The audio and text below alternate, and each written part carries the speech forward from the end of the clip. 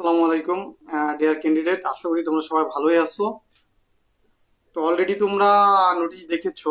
আজকে আমরা আলোচনা করব আমরা প্রিলি লিখিত পরীক্ষা নিয়ে। তোমাদের একটা ধারণা দিব। এট দ্য সেম টাইম আইএসএসবির একটা গুরুত্বপূর্ণ টপিক যেটা হচ্ছে পিপিডিটি। এই পিপিডিটি নিয়ে আমরা আলোচনা করব। তো তোমরা যারা অলরেডি জয়েন করেছো, জাস্ট আমাকে একটু জানাও যে সাউন্ড ক্লিয়ার কিনা, আমার কথাগুলা বোঝা যাচ্ছে কিনা। আমাকে একটু জানিয়ে দাও কমেন্ট করে, এবং তোমরা একটু জানিয়ে দাও কে আসলে কোন বাহিনীতে পরীক্ষা দেবে, এই ব্যাপারটা আমাকে একটু জানাও। অনেকেই তোমরা অলরেডি জয়েন করেছো, তো জাস্ট আমাকে একটু কমেন্ট করে জানাও যে কথাগুলো ক্লিয়ার কিনা। অনেকেই তোমরা অলরেডি জয়েন করে, জাস্ট একটু আমাকে জানাও যে কথাগুলা বোঝা যাচ্ছে কিনা ভালোভাবে।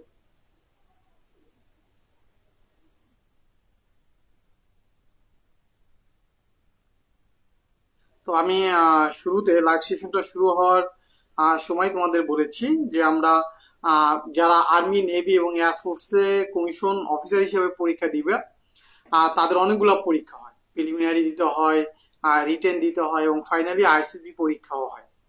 তো আইসিবি পরীক্ষার একটা গুরুত্বপূর্ণ পার্ট হচ্ছে পিপিডিটি। এই পিপিডিটি নিয়ে আলোচনা করব। এবং অ্যাট দ্য সেম টাইম আরেকটা বিষয় যেটা হচ্ছে তোমরা যারা এই যে নেক্সট যে এয়ারফোর্সের সার্কুলার চলতেছে, নৌবাহিনীর সার্কুলার চলতেছে, এবং খুব শীঘ্রই কিন্তু আমাদের 93 বিএমএ লং কোর্সের সার্কুলার চলে আসবে। তো এখানে যারা তোমরা পরীক্ষা দেবা, অনেকেই প্রিলিমিনারি প্রস্তুতি নিয়ে চিন্তিত। আমাদের পেজে মেসেজ দিয়েছো। আমি যখন লাইভ সেশন হবে ইনস্ট্রাকশনটা দিয়েছিলাম, তখন অনেকেই তোমরা মেসেজ দিয়েছো প্রিলিমিনারি নিয়ে আলোচনা করার জন্য, কোন কোয়ালিটি গুলো দেখা হয়, লিখিত পরীক্ষা নিয়ে আলোচনা করার জন্য। তো আমি প্রিলিমিনারি নিয়েও একটু আলোচনা করব, লিখিত পরীক্ষা নিয়েও একটু আলোচনা করব, এবং আলোচনার একটা গুরুত্বপূর্ণ অংশ থাকবে হচ্ছে পিপিডিটি নিয়ে। ইদানিং তোমরা যারা আইসিটি পরীক্ষা নিয়ে গবেষণা করো, অর্থাৎ যারা দেখো কোন বোর্ডে কয়জন আউট হচ্ছে, একটা বোর্ডে কতজন প্রার্থী যাচ্ছে, অথবা সামনে তোমাদের আইসিটি পরীক্ষা, হয়তো তুমি এখন অ্যাপ্লাই করো নাই, তুমি অ্যাপ্লাই করবা, তুমি আইসিবি তে অংশগ্রহণ করবা। কাজী কল্যাণ হাসান, ওয়ালাইকুম সালাম কল্যাণ। সিফাত হোসেন, সালাম দিয়েছে, ওয়ালাইকুম সালাম সিফাত। সুজয় শর্মা, ওয়ালাইকুম সালাম সুজয়। জাস্ট আমার সাউন্ড ক্লিয়ার কিনা, আমি যে কথা বলছি জাস্ট আমাকে একটু জানাও আমার কথাগুলো ভালোভাবে বোঝা যাচ্ছে কিনা। তো যেই ব্যাপার আমি তোমাদের বলতেছিলাম, যে যারা আসলে আইসিবি নিয়ে ভাবো অথবা ইনফরমেশন গুলো রাখো, তোমরা একটা জিনিস খেয়াল করবা যে লাস্ট যে বোর্ড গুলাতে কিন্তু প্রচুর পরিমাণ স্টুডেন্ট কিন্তু স্ক্রিনিং আউট হয়ে যাচ্ছে। প্রচুর সংখ্যক স্টুডেন্ট স্ক্রিনিং আউট হয়ে যাচ্ছে, পিপিডিটি তে বাদ পড়ে যাচ্ছে। তো আইকিউ অনেক প্র্যাকটিস যারা করে, এমডি সিফাত হোসেন, জি sir clear, thank you Sifat. Sujoy Sharma, জি স্যার বোঝা যাচ্ছে। তো যে কথা আমি তোমাদের বলেছিলাম, যে তোমরা অনেকেই দেখছো লাইভটি, অনেককেই দেখা যাচ্ছে, জাস্ট আমাকে একটু জানিয়ে দাও কে কোন বাহিনীতে তোমরা পরীক্ষা দিতে যাচ্ছ। মেহেদি হাসান, ওয়ালাইকুম সালাম মেহেদি। আচ্ছা, থ্যাংক ইউ। তো কে কোন বাহিনীতে পরীক্ষা দেবা জাস্ট আমাকে একটু জানাও। তো চলো এবার আমরা মেন পয়েন্টে যাই, যেটা আমি বলতেছিলাম, যে বিগত বোর্ড গুলাতে তোমরা দেখবা আইসিবি তে ম্যাক্সিমাম স্টুডেন্ট, কোনো কোনো ক্ষেত্রে দেখবা যে অর্ধেকের মতো স্টুডেন্ট বাদ পড়ে যাচ্ছে পিপিডিটি তে। এবং অনেক সময় হচ্ছে 3 ভাগের 2 ভাগ স্টুডেন্টও কিন্তু মাঝে মাঝে দেখবা পিপিডিটি তে বাদ পড়ে যাচ্ছে। তো এটা আসলে একটা অ্যালার্মিং ব্যাপার। তো আমরা আসলে পিপিটিতে এত খারাপ স্টুডেন্টরা কেনই বা করছে, এবং পিপিটি পরীক্ষাটাতে কি দেখা হয়। আর তোমরা অনেকেই যারা একেবারে নতুন, তারা হয়তো বা জানো না আসলে পিপিটি পরীক্ষাটা কি। তো আর যারা অলরেডি তোমরা জানো, 2 একবার আইসিবি দিয়েছো এবং সামনে আইসিবি দিবা, আইসিবির জন্য প্রস্তুতি নিচ্ছ, অথবা সামনে তোমরা টোটালি নতুন করে আবেদন করবা, তাদের জন্য আমি একটু বলে রাখি যে আমি আইসিবি তে যখন তুমি 4 দিন থাকবা, ইনফ্যাক্ট যারা বাংলাদেশ মিলিটারিতে কমিশন অফিসার হিসেবে পরীক্ষা দেয়, একজন অফিসার সিলেকশনের জন্য যে মেন পরীক্ষাটা, ওটি আসলে হচ্ছে আইসিবি। আইসিবির ফুল মিনিং হচ্ছে ইন্টার সার্ভিসেস সিলেকশন বোর্ড। এটা একটা প্রতিষ্ঠান। এখানে 4 দিন মেনলি একজন প্রার্থীর অফিসার লাইক কোয়ালিটি, যেটাকে আমরা ওএল কিউএস বলি, এই ওএল কিউএস পরীক্ষা হয় 4 দিন ব্যাপী। তো এই 4 দিন তুমি থাকবা না থাকবা না, এই জিনিসটা কনফার্ম করার জন্য প্রথম দিন, অর্থাৎ যেদিন ক্যান্ডিডেটরা আইএসএসবি তে যায়, ওই দিন আইকিউ এবং পিপিডিটি পরীক্ষা হয়, যেটাকে আমরা নর্মালি স্ক্রিনিং টেস্ট বলি। এই পরীক্ষাটাই হচ্ছে পিপিডিটি। অর্থাৎ আইকিউ পরে যে পরীক্ষাটা হয়, এই পরীক্ষাতে তোমরা যদি মোটামুটি ভালো করো সেক্ষেত্রে তোমরা 4 দিন আইএসসিবি তে থাকতে পারবে। এবং এটা যারা সিলেক্টেড হওয়ার রেশিওটা কিন্তু অনেক কম। আমার মনে পড়ে আমরা প্রায় 260 থেকে 70 জনের মতো আমরা, আমার যখন আইএসসিবি বোর্ড ছিল, যখন আমি পরীক্ষা দিয়েছিলাম, ওই বোর্ডে প্রচুর সংখ্যক স্টুডেন্ট আমরা ইন করেছিলাম। তো আইকিউ এবং পিপিটিটি তে বাদ পড়ার পরে আমরা মেবি 57 থেকে 62 জন, এক্সাক্ট ফিগারটা আমার মনে নেই, আমরা 4 দিন আইএসসিবি তে ছিলাম। এবং 4 দিন আইএসসিবি থেকে ওখান থেকে আমরা 7 জন গ্রিন কার্ড পেয়েছিলাম ফাইনালি। 7 জন আমরা সিলেক্টেড হয়েছিলাম। তো এটা হচ্ছে রেশিও। এখানে মোটামুটি প্রচুর পরিমাণ স্টুডেন্টই পিপিটিটি তে বাদ পড়ে যায়। তো আমরা পিপিটিটি নিয়ে আলোচনা করব। তো প্রথমে আমি তোমাদের বলেছি যে আমরা প্রিলিমিনারি নিয়ে একটু আলোচনা করব। তোমরা অনেকেই কিন্তু এখন প্রিলিমিনারি প্রস্তুতি নিচ্ছ। প্রিলিমিনারি পরীক্ষা আসলে অনেক কঠিন কিছু না, জাস্ট আশেপাশে তোমার যে ব্যাপারগুলো ঘটে যাচ্ছে দৈনন্দিন জীবনের বিষয়গুলো নিয়ে একটু অ্যালার্ট থাকতে হবে। পাবলিক স্পিকিং একটু ভালো হইতে হবে, তোমরা ইংরেজিতে কথা বলার চেষ্টা করবা পাবলিকলি। দুইটা জিনিস, একটা হচ্ছে 1 to 1 ইংরেজিতে কথা বলা, একটা হচ্ছে অনেক মানুষের সামনে সুন্দর করে সাবলীল ভাবে কথা বলা। তো 1 to 1 ইংরেজিতে কথা কিন্তু আমরা অনেকেই বলতে পারি। যারা আমরা ইংলিশ ভার্সনের স্টুডেন্ট তারা তো নর্মাল, তোমরা ভালোভাবে ইংরেজিতে কথা বলতেই পারবো 1 to 1। কিন্তু সমস্যা যেটা হয় সেটা হচ্ছে অনেকের সামনে যখন তোমাদেরকে দাঁড় করিয়ে দেওয়া হয়, অর্থাৎ অনেক মানুষের সামনে যখন কথা বলতে বলা হয়, যেটাকে আমরা পাবলিক স্পিকিং বলি, ওই ক্ষেত্রে আসলে সমস্যা হয়। তো যারা প্রিলিমিনারিতে পরীক্ষা দেবে একটা জিনিস মাথায় রাখতে হবে, তোমাদের ভিতরে নার্ভাসনেস যেন না থাকে। বোল্ডলি কথা বলতে হবে, সমসাময়িক যে ব্যাপারগুলো রয়েছে ওই ব্যাপারগুলো জানতে হবে। পেপার পড়ার একটা অভ্যাস গড়ে তুলতে হবে, যেটা তোমাকে অনেক কাজে দেবে। আইসিবি থেকে শুরু করে রিটেন এবং পিলি, দুই তিনটাতেই তোমার অনেক কাজে লাগবে। সো দৈনিক পত্রিকাগুলো পড়ার চেষ্টা করবে, একটু ইংরেজিতে কথা বলার চেষ্টা করবে, আশেপাশে বিষয়গুলো নিয়ে একটু অ্যালার্ট থাকবে। আর ফ্রেন্ডদের সাথে বিভিন্ন যে কালচারাল ফাংশন গুলো থাকে, বিভিন্ন ক্লাব থাকে, এই ব্যাপারগুলোতে তোমরা এখন থেকেই একটু অংশগ্রহণ করার চেষ্টা করবে। ফিজিক্যাল ফিটনেসের দিকে একটু জোর দিবে। সমসাময়িক ব্যাপারগুলা, যে কারেন্ট অ্যাফেয়ার্স, এগুলো একটু পড়তে হবে। এবং যে কনস্ট্যান্ট যে সাধারণ জ্ঞানগুলো রয়েছে, বাইলেটারাল রিলেশন বিভিন্ন দেশের সাথে বাংলাদেশের যে গুরুত্বপূর্ণ বিষয়গুলো, আন্তর্জাতিক যে গুরুত্বপূর্ণ বিষয়গুলো, এবং গুরুত্বপূর্ণ যে হেডকোয়ার্টার গুলো রয়েছে, বিভিন্ন অ্যাব্রিভিয়েশন, গুরুত্বপূর্ণ অর্গানাইজেশনের প্রধান, এবং ফাইনালি আর্মি, নেভি, এয়ারফোর্স সম্পর্কে মোটামুটি যদি তুমি ভালোভাবে জানো, সেক্ষেত্রে কিন্তু তোমরা প্রিলিমিনারি পরীক্ষায় ভালো করতে পারবে এবং তোমরা প্রিলিমিনারিতে টিকে যাবে ইনশাল্লাহ। প্রিলিমিনারি পরীক্ষা আসলে অত কঠিন পরীক্ষা না, তোমরা জানো, আমি বলেছি যে ইনফ্যাক্ট আর্মি, নেভি, এয়ারফোর্স এর অফিসার সিলেকশন করার জন্য যে মেইন পরীক্ষা সেটা হচ্ছে আইএসএসবি পরীক্ষা। এটাই 4 দিনে একজন প্রার্থী অফিসার লাইক কোয়ালিটি, অর্থাৎ মানুষকে নেতৃত্ব দেওয়ার জন্য যে কোয়ালিটি গুলা দরকার, ওই কোয়ালিটি গুলাই পরীক্ষা করা হয় 4 দিনে। ওই পরীক্ষাটা আইএসএসবি তেই হয়। তো প্রিলি দিন ইনশাআল্লাহ তোমরা ভালো করবা, যে ব্যাপারগুলো আমি বললাম। এবং কোনোদিন হয়তো আমি এই পেজে দেখবা যে শুধুমাত্র প্রিলি নিয়েই, প্রিলিমিনারি ভাইভা নিয়েই লাইভ সেশনে আসবো। হয়তো কোনো একদিন শুধুমাত্র লিখিত পরীক্ষা নিয়েই লাইভ সেশনে আসবে এই পেজে। এবং আমাদের আইডিয়াল এর গ্রুপ রয়েছে আইসিবি, পিলি রিটেন এবং আইসিবির জন্য অনলি ডেডিকেটেড একটা গ্রুপ রয়েছে, শুধুমাত্র ওখানে পিলি রিটেন এবং আইসিবি নিয়ে আলোচনা হয়। তো ওই গ্রুপে যদি অ্যাটাচ থাকো সেক্ষেত্রে তোমার ইনফরমেশন গুলো পেয়ে যাবা। আদারওয়াইজ যে পেজে আমি লাইভ সেশনে রয়েছি, আইডিয়াল এর যে মাদার পেজ, প্রায় 2 লক্ষের মতো মেম্বার এখানে রয়েছে, এই পেজেও আমি দেখবো মাঝে মাঝে লাইভে রয়েছি। শুধুমাত্র প্রিলিমিনারি এবং রিটেন পরীক্ষা নিয়েই আমি আসবো। তো প্রিলি নিয়ে মোটামুটি আলোচনা করলাম। এবার আসো হচ্ছে আমি রিটেন নিয়ে একটু আলোচনা করি। তারপর হচ্ছে আমি পিপিটিটি নিয়ে আলোচনা করব। আমি অনেক সময় নিয়ে আলোচনা করব, সো দ্যাট আশা করি তোমরা পিপিটিটি পরীক্ষা অনেক ভালো করবা। আরেকটা ব্যাপার হচ্ছে, ধরো পিপিটিটি পরীক্ষায় ভালো করার দরকার কেন?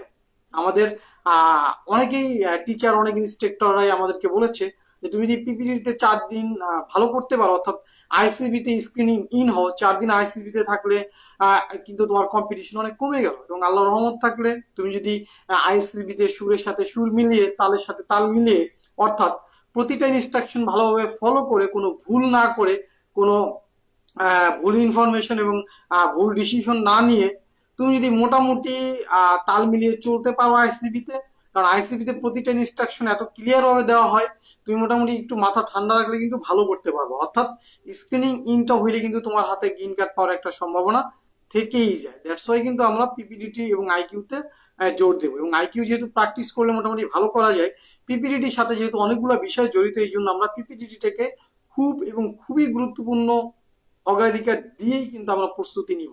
ক্লিয়ার? তো লিখিত পরীক্ষা তোমরা জানো, লিখিত পরীক্ষাও সেম, প্রত্যেকটা বাহিনীর জন্য আলাদা আলাদা লিখিত পরীক্ষা হয়ে থাকে। এবং এটার সিলেবাসটা ম্যাক্সিমাম একই টাইপের, কিন্তু কিছু কিছু ডিফারেন্ট থাকে। ওই তোমরা যদি আর্মিতে পরীক্ষা দিতে যাও, তোমাদের 4টা বিষয়ে লিখিত পরীক্ষা দিতে হবে। সাধারণ জ্ঞান, বাংলা, ইংরেজি এবং ম্যাথ।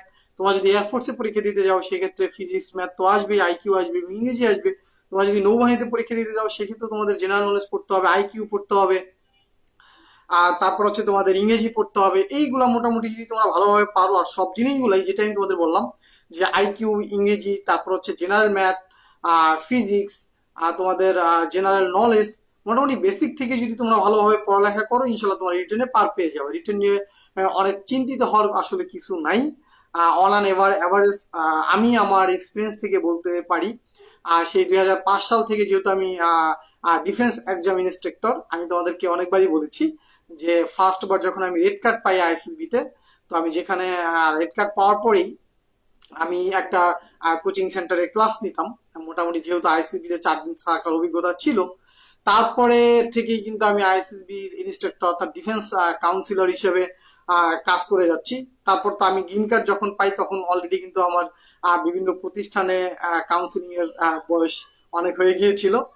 তো আমি আমার এই প্রায় 16 বছর প্লাস এক্সপিরিয়েন্স লাইফে যেটা আমি দেখেছি, যে লিখিত পরীক্ষা অনেকে ধরো 2-1 দিন প্রস্তুতি নিলেও কিন্তু লিখিত পরীক্ষা টিকে যায়।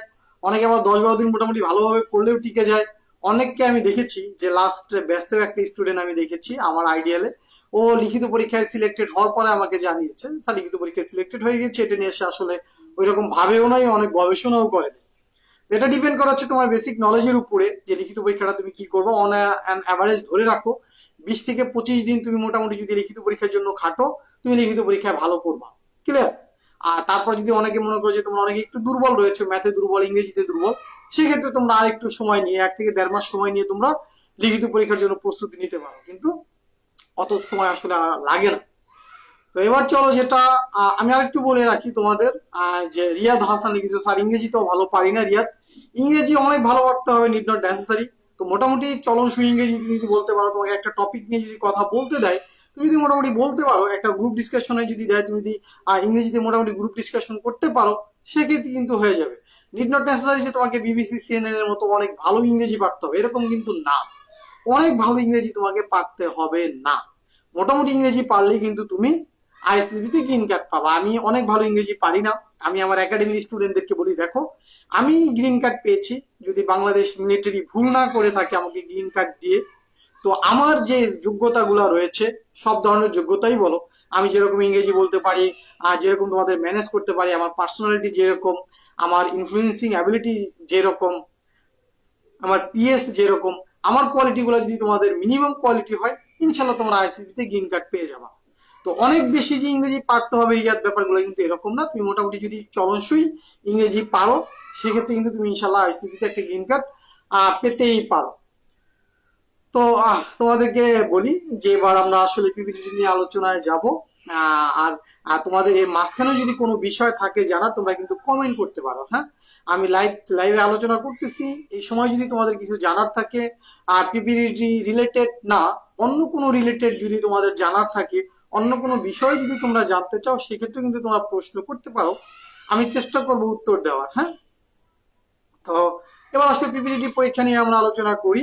তোমাদেরকে ভেরি বিগিনিং আমি বলেছি, আইসিবি তে যেদিন ফার্স্ট তোমরা প্রবেশ করবে, ওই দিন প্রথমে তোমাদের আইকিউ পরীক্ষা হবে। আর 2টা সেগমেন্টে আইকিউ পরীক্ষা হবে, ভার্বাল এবং নন ভার্বাল। আইকিউ তে যারা টিকে যাবে, তারপর হচ্ছে তোমাদেরকে পিপিটি পরীক্ষায় অংশগ্রহণ করতে হবে। এই পিপিটি পরীক্ষায় অনেকগুলা ধাপ থাকে, অর্থাৎ বিভিন্ন ধাপে ধাপে হয় এই পরীক্ষাটা। তোমাকে একটা ব্লার পিকচার দেখানো হবে, এই ব্লার পিকচারটা দেখানোর পরে এই পিকচারটা নিয়ে তোমাকে আলোচনা করতে বলা হবে। এই পিকচারটা নিয়ে তুমি মোটামুটি আলোচনা করবা। তারপর হচ্ছে পিকচারটার জন্য তুমি একটা রেশনাল স্টোরি ডেভেলপ করবা। এটার জন্য তোমাকে সময় দেওয়া হবে, এটার পিছনে তোমাকে লজিক দিতে হবে। অর্থাৎ আমি যদি সিকোয়েন্স অনুযায়ী বলি, যে পিপিটি পরীক্ষাটা আইসিবি তে যেভাবে হয়, অর্থাৎ প্রথম দিন আইকিউ পরীক্ষার পরেই পিপিটি পরীক্ষাটা হবে। এখানে হচ্ছে তোমাকে একটা স্টোরি ডেভেলপ করতে হবে, একটা ব্লার পিকচার, অর্থাৎ ব্লার মানে কি, ঝাপসা একটা ছবি তোমাদেরকে দেওয়া হবে। এই ছবিটা কিছুক্ষণ সময় প্রজেক্টরে থাকবে, তারপরে চলে যাবে। ওই ছবিটার ক্যারেক্টার গুলো আইডেন্টিফাই করে তোমাকে একটা স্টোরি ডেভেলপ করতে হবে। স্টোরিটা অবশ্যই একটা রেশনাল স্টোরি ডেভেলপ করতে হবে। এই 3 মিনিটের মধ্যে একটা স্টোরি ডেভেলপ করে ওইটা নিয়ে তোমাকে লজিক দিতে হবে, এই যে তুমি স্টোরিটা লিখেছো এটা রিড আউট করতে হবে, এবং ফাইনালি কোনো কোনো সময় কিন্তু এটা নিয়ে একটা ডিসকাশন হয় এবং কোনো সময় হয় না। আমি যখন আইসিবি তে গিয়েছিলাম, আমি তো 2বার আইসিবি তে গিয়েছিলাম, তোমাদেরকে বলেছি। একবার আমি আইসিবি তে রিজেক্টেড হয়েছি, পরের বার আমি আইসিবি তে গ্রিন কার্ড পেয়েছি। তো আমাদের সময় 2বারই আমরা গ্রুপ ডিসকাশন পর্যন্ত করেছিলাম, অর্থাৎ আমরা আইসিবি তে যখন আমাদের পিপিটিটা হয়েছিল, আমরা স্টোরি ডেভেলপ করেছি, স্টোরি লিখেছি, ওইটাকে রিড আউট করেছি, লজিক দিয়েছি, অ্যাট দ্য সেম টাইম আমরা ওইটা নিয়ে ডিসকাশনও করেছি। এখন মাঝে মাঝে দু একটা বোর্ডে হয় যে ডিসকাশন হয়তো বা করতে হয় না, লজিকের পরে হয়তো বা তোমাদেরকে ছেড়ে দিতে পারে, বাট তোমরা যখন প্রস্তুতি নিবে তোমরা ডিসকাশন পর্যন্ত করে ওই পর্যন্ত প্রস্তুতি নিয়ে রাখবে। তো এই যে যখন আমরা গল্পটা লিখবো, আমি তোমাদেরকে বলেছি যে বর্তমানে আইএসএসবি তে নাম্বার অফ স্টুডেন্ট বাদ পড়ে যাচ্ছে পিপিডিটিতে, অর্থাৎ স্ক্রিনিং আউট হয়ে যাচ্ছে, ব্যাপারটা অনেক অ্যালার্মিং। তো কিছু বেসিক জিনিসপত্র যদি আমরা মাথায় রাখি, আমরা যখন আইএসএসবির জন্য প্রস্তুতি নিব, যদি আমরা এই ব্যাপারগুলো মাথায় রেখে প্রস্তুতি নিই, সেক্ষেত্রে কিন্তু ইনশাল্লাহ আমরা পিপিটিতে বাদ পড়বো না। তো এখন আসো আমি স্টোরি যখন তোমরা লিখবা তার আগে ব্যাপার থেকে শুরু করি। যারা আইএসএসবি তে দিবা এবং সামনে দিবা, এবং যারা এই 92 এর ক্যান্ডিডেট, BN24 এর ক্যান্ডিডেট, বাফার ক্যান্ডিডেট, যাদের সামনে আইএসএসবি রয়েছে, তোমাদেরকে একটু বলবো যে আশা করি আমি যে কথাগুলো তোমাদেরকে বলবো একটু হইলেও না তোমাদের উপকার আসবে। যেহেতু আমি একজন গ্রিন কার্ড হোল্ডার, এবং তোমাদেরকে আমি বলেছি প্রায় 16 বছর প্লাস যাবত আমি আমার চাকরির পাশাপাশি, তোমরা জানো আমি চাকরিজীবী, আমি চাকরি করার পাশাপাশি তোমাদেরকে পড়িয়ে যাচ্ছি। এই ডিফেন্স কাউন্সিলিং করা, এটা হচ্ছে আমার একটা প্যাশন, অনেক ভালো লাগা থেকে এই কাজটা আমি করে যাচ্ছি। তো এই নলেজ দিয়ে তোমাদেরকে কতগুলা পয়েন্ট আমি শেয়ার করব, এই পয়েন্টগুলো অবশ্যই অবশ্যই তোমাদেরকে কাজে দিবে।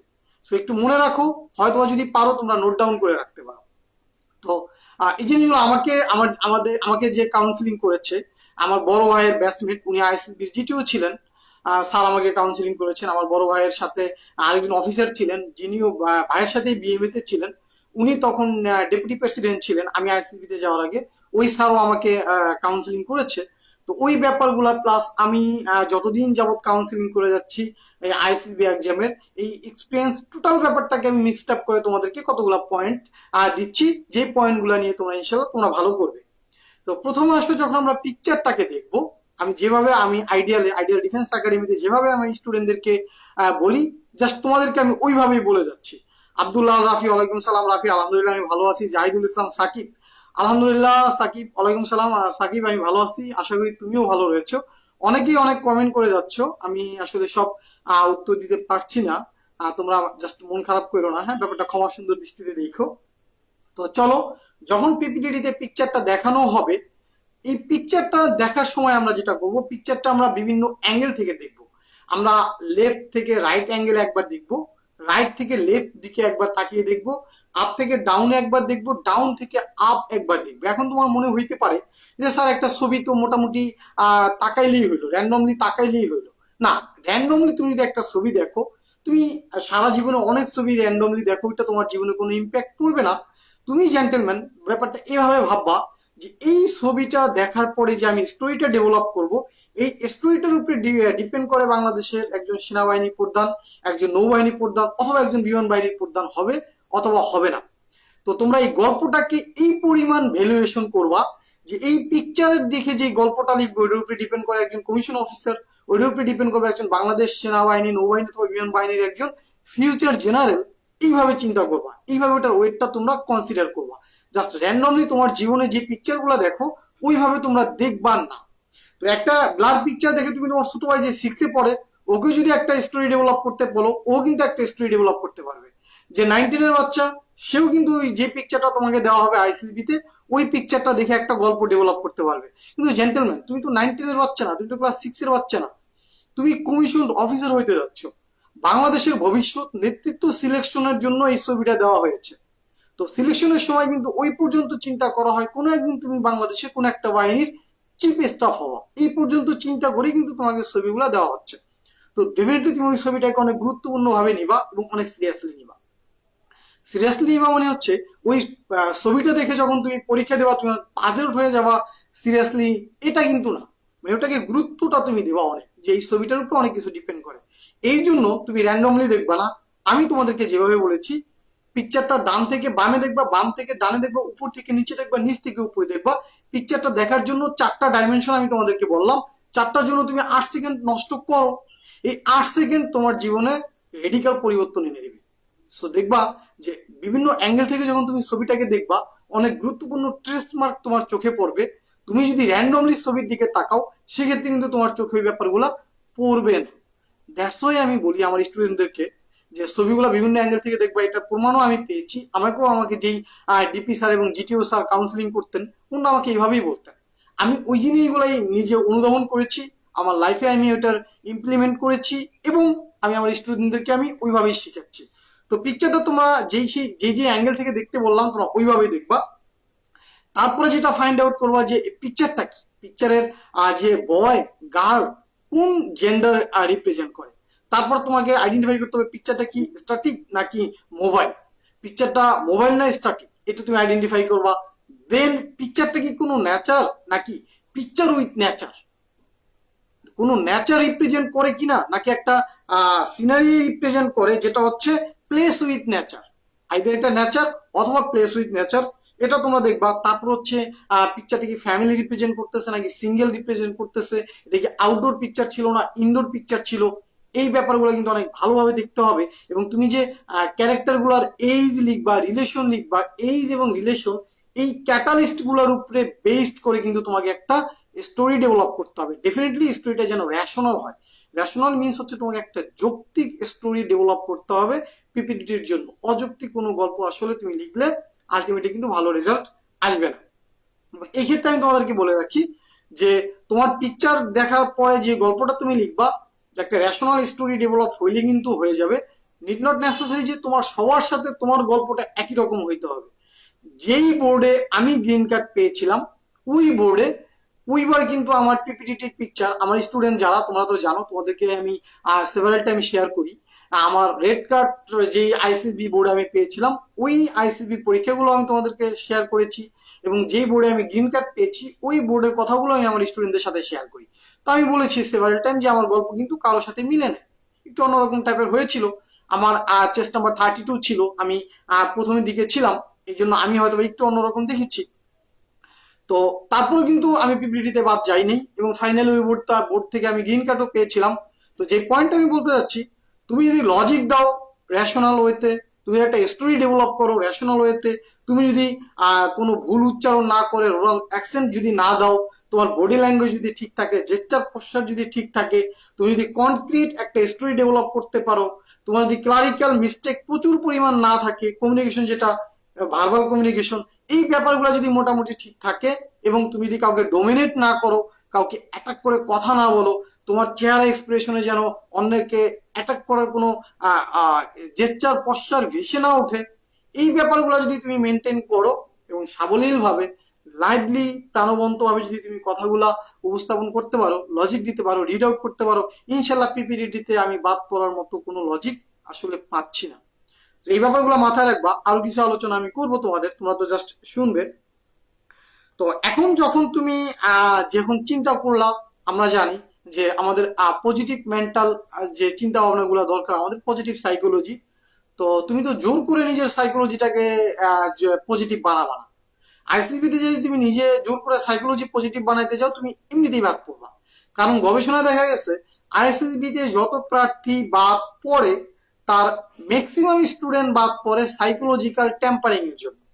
কারণ এই একটা জায়গা আইসিবিতে পরীক্ষা দিতে যায়, তুমি তোমার সাইকোলজি টেম্পারিং করতে পারো। টেম্পারিং করাটা কি আসলে, আমি যদি খাঁটি বাংলায় বলি, তুমি আসলে যা না তা দেখানোর চেষ্টা করছো। আর ডিপি ডিপি যখন ডেপুটি প্রেসিডেন্টের সাথে যখন তুমি ভাইবা দিতে যাবা, তখন উনি তোমাকে দেখলো যে তুমি একরকম সাইকোলজিক্যাল প্যাটার্নের স্টুডেন্ট, তোমার পার্সোনালিটি বিহেভিয়ারাল ট্রেট একরকম, আবার জিটিও দেখলো একই রকম, তুমি সাইকোলজিক্যাল যে পরীক্ষাগুলো দিয়েছো টেস্টিং হলে, ওখানে তারা পাচ্ছে আরেক রকম। তার মানে ব্যাপারগুলো হচ্ছে একটার সাথে একটা কোরিলেশন গুলো কিন্তু থাকতেছে না। তার মানে কোথাও না কোথাও তুমি ঝামেলা করেছো। আইদার ডেপুটি প্রেসিডেন্টের সামনে তুমি ভুলভাল অ্যাকশন দেখাইছো, অথবা তুমি জিটিওর সামনে ভুল অথবা বানানো আর্টিফিশিয়াল রিয়াকশন দিয়েছো। অথবা তুমি টেস্টিং হলে নিজে যা না তা দেখানোর চেষ্টা করেছো, জোর করে তুমি তোমার সাইকোলজিটাকে অন্যরকম রিপ্রেজেন্ট করেছো। এটাকে বলা হচ্ছে সাইকোলজিক্যাল টেম্পারিং। কারণ তুমি আমি যে আচরণগুলা করি, আমরা যেরকম পার্সোনালিটি আমাদের যেরকম, আমাদের আচরণ, আমাদের কথাবার্তা, আমাদের লেখার স্টাইল, আমাদের এভরিথিং কিন্তু একটার সাথে একটা ইন্টাররিলেটেড। আমার সাইকোলজি বিভিন্ন বছরে বিভিন্ন এনভায়রনমেন্ট থেকে আমি যে জিনিসগুলো শিখেছি, যে জিনিসগুলো আমার ভিতরে দিনের পর দিন ডিফল্ট হয়ে গিয়েছে। আর রুনা সালাম দিয়েছে, ওয়ালাইকুম সালাম রুনা, আলহামদুলিল্লাহ পিচ্ছি ভালো আছি, আশা করি তুমিও ভালো আছো।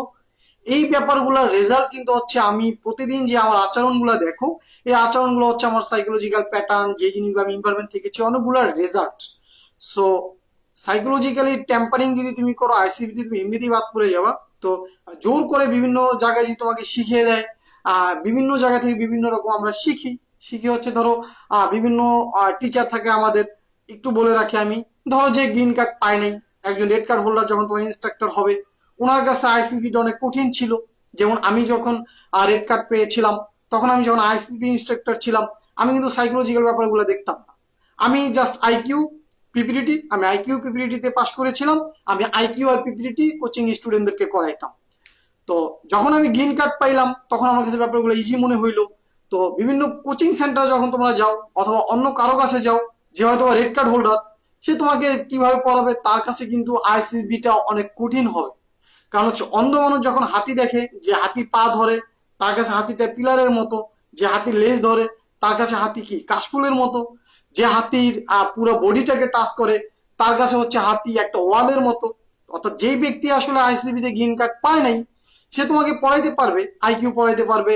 সে যদি 4 দিন আইসিবিতে থাকে, পিপিডিটিতে সে সিলেক্টেড হয়েছিল, সে তোমাকে পিপিডিটি সম্পর্কে ধারণা দিতে পারবে। তো এতে যেটা হয় যে তোমরা যখন বিভিন্ন মানুষের কাছে যাও, এমন ভাবে তোমাদেরকে ককটেল বানিয়ে দেওয়া হবে, তুমি পুরা জোর করে তোমাকে গল্প, তুমি চিন্তা করো যে হ্যাঁ আমাকে তো বলেছে পজিটিভ স্টোরি ডেভেলপ করতে হবে। দেখাচ্ছে ছবিতে হাতে একটা ছুরি রয়েছে, তুমি ওটাকে গোলাপ ফুল বলে চালিয়ে দিলা। দেখাচ্ছে ব্লিডিং হচ্ছে, তুমি ওটাকে লিখে দিলা যে তার শরীরে গোলাপের পাপড়ি ছড়িয়ে দিয়েছে। তো এটা হচ্ছে তোমরা যে যেখান থেকে শেখো শেখো, বাট ব্যাপারটা আইসিবি অনেক কঠিন না, বি ন্যাচারাল। আমরা বাংলাদেশে বাই বর্ন, আমরা অনেক সংগ্রাম করে বড় হই। আমাকে একজন ডেপুটি প্রেসিডেন্ট, আমার ভাইয়ের ব্যাচমেট যিনি ছিলেন, স্যার আমাকে অনেক সুন্দর করে বলেছিলেন যে দেখো সাইদ, বাই বর্ন আমরা অনেক সংগ্রাম করি, বাঙালিরা অনেক সংগ্রাম করে বড় হয়। অনেক কমই আমাদের মধ্যে থাকে যারা আমরা ফার্মের মুরগির মতো বড় হই। তো অফিসার লাইক কোয়ালিটি কিন্তু আমরা জন্মগতভাবে 80% আমাদের ভিতরে আমরা নিয়েই আসি অনেকেই। বাকি 20% আমরা একটু নার্সিং করলে আমাদের মধ্যে ডেভেলপ হয়ে যায়। তো আমিও তোমাদেরকেও বলবো, যারা আইএসবি পরীক্ষা দিতে যাচ্ছ, আমাদের ভিতরে কিন্তু অফিসার লাইক কোয়ালিটি 80% থেকে 70% অনেকের মধ্যেই থাকে। কিন্তু বিভিন্ন জায়গা থেকে আমরা মিসগাইডেড হই। দেখাচ্ছে তুমি যেখানে প্রস্তুতি নিচ্ছ, তোমাকে যে প্রিপারেশন নিতে যে হেল্প করছে, সে হয়তো রেড কার্ড হোল্ডার, অথবা সে পিপিডিটিতেই বাদ করে গিয়েছে। সে 4 দিন আইএসবিতে থাকার যোগ্যতাই অর্জন করে নাই। সে স্কিন আউট, বাট সে তোমাকে কাউন্সেলিং করতেছে, সে তোমাকে অনেক কিছু বুঝাচ্ছে। বুঝানোর কারণে তোমার কাছে মনে হচ্ছে পিপিডিটিতে আমাকে এটা এটা করতে হবে। তুমি আসলে সাইকোলজিক্যাল ট্যাম্পারিং করে তুমি নিজেকে একটা ককটেল বানিয়ে ফেললা। তো এটা আসলে করা যাবে না, এতেই আসলে সাইকোলজিক্যাল ট্যাম্পারিং গুলো হয়। ন্যাচারাল থাকো, সিম্পল ইস্যু। তোমার যেরকম সাইকোলজি তুমি ওইটাই দেখানোর চেষ্টা করো। কারণ ওটা তো তুমি হাইড করতে পারবো না আইসিপিতে, কোনো না কোনো শখের মধ্যে কিন্তু ধরা পড়বেই তোমার অ্যাকচুয়াল সাইকোলজি।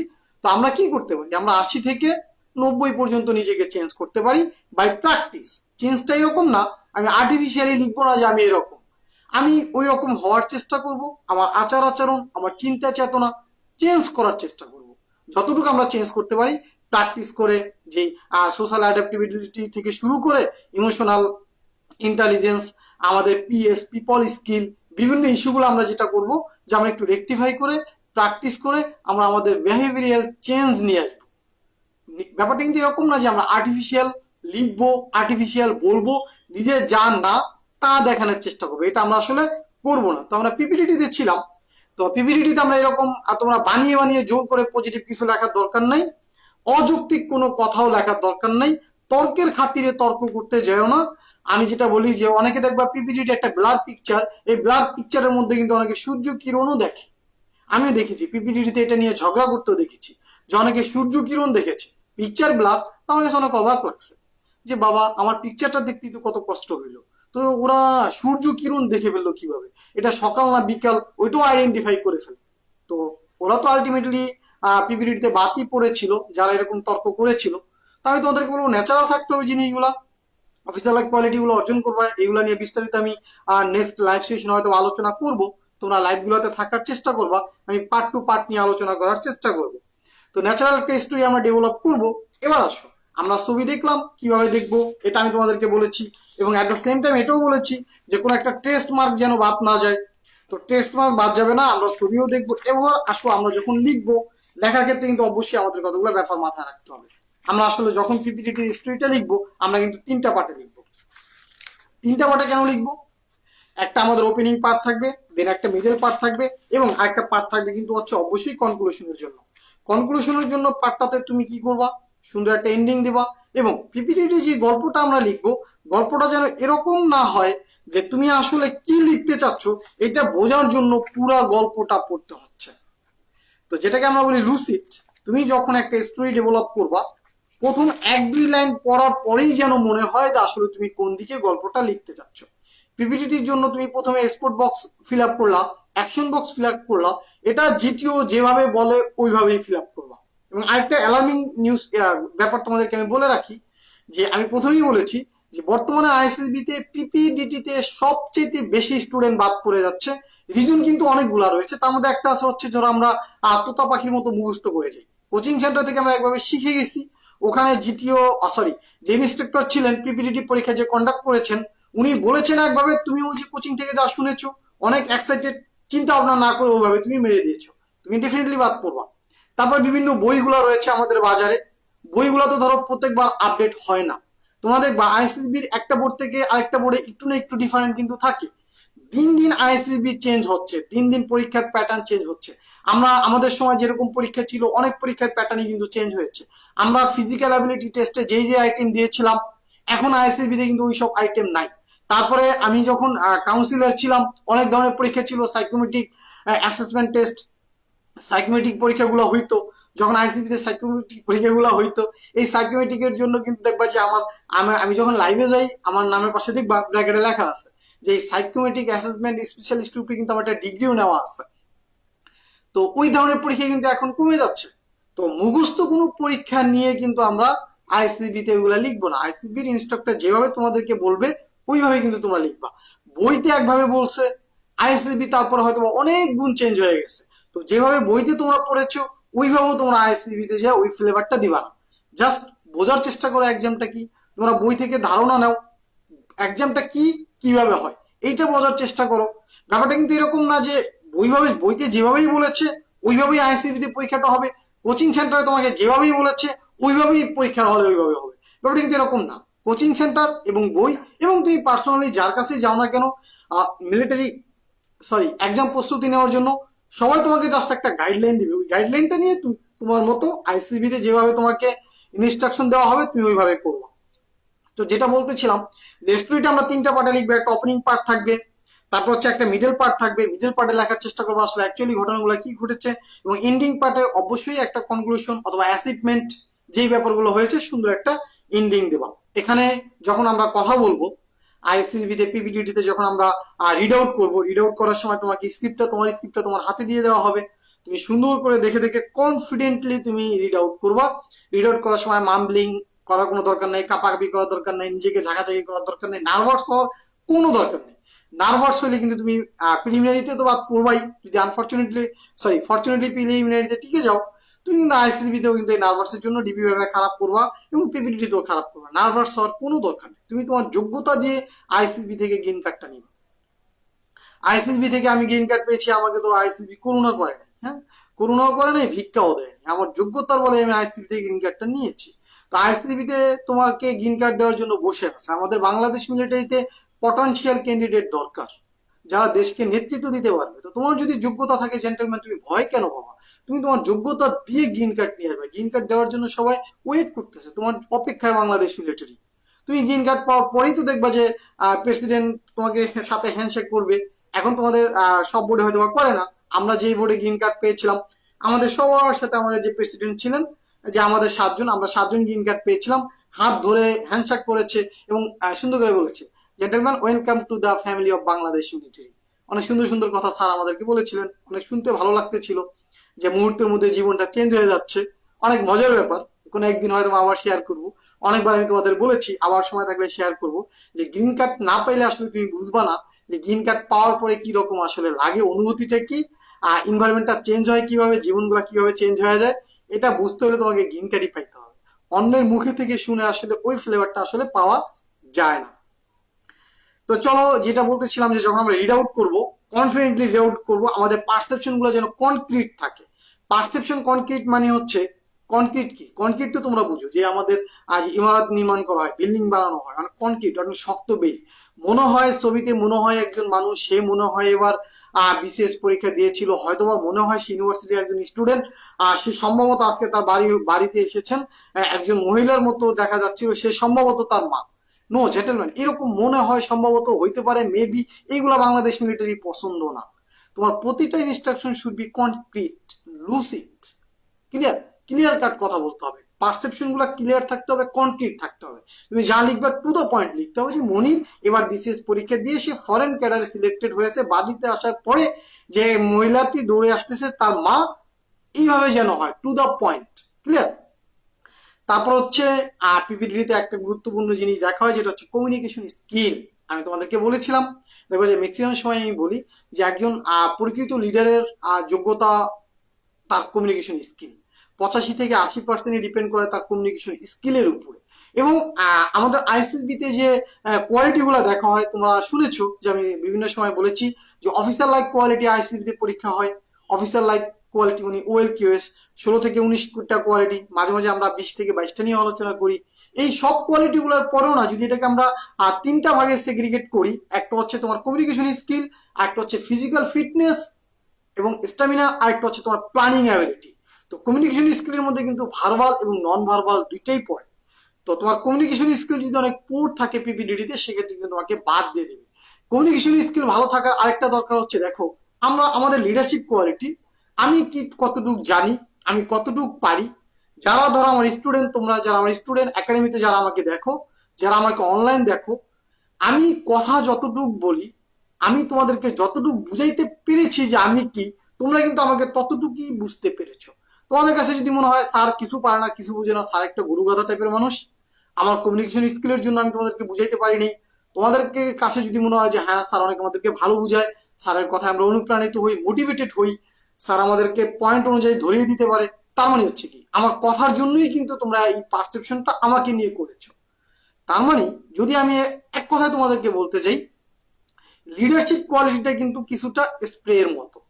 স্প্রে মানে হচ্ছে, আমি যদি স্প্রে করি, তাইলে কিন্তু আমি বুঝতে পারবো যে এই কৌটার ভিতরে কোন টাইপের পারফিউম রয়েছে, পারফিউমটার কিরকম ঘ্রাণ, পারফিউমটা কত ভালো, কি পরিমাণ ব্র্যান্ডের একটা পারফিউম। যতক্ষণ না পর্যন্ত স্প্রে করা হবে, ততক্ষণ কিন্তু তুমি বুঝবা না।